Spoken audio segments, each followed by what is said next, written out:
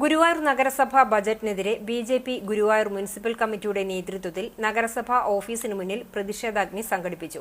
ഗുരുവായൂർ മണ്ഡലം പ്രസിഡന്റ് അനിൽ മഞ്ചരമ്പത്ത് അധ്യക്ഷത വഹിച്ചു. നഗരസഭാ കൌൺസിലർ ശോഭ ഹരിനാരായണൻ ഉദ്ഘാടനം ചെയ്തു. പാവർട്ടി മണ്ഡലം പ്രസിഡന്റ് എം.ആർ. വിശ്വൻ പ്രതിഷേധാഗ്നി തെളിയിച്ചു.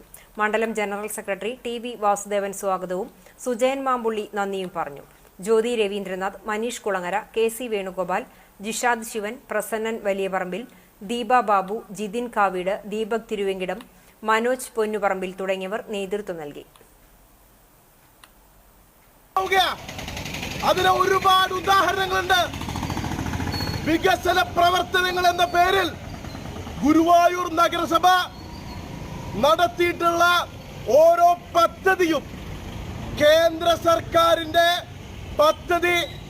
സർക്കാരിന്റെ പണം ഉപയോഗിച്ച് മാത്രമാണ്.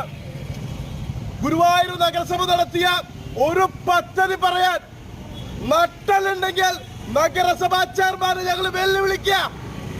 ബി.ജെ.പിയുടെ നരേന്ദ്രമോദി സർക്കാരിന്റെ കോടികളുടെ പദ്ധതികളെ തണലിലാണ് ഗുരുവായൂർ നഗരസഭ നിലകൊള്ളുന്നത്.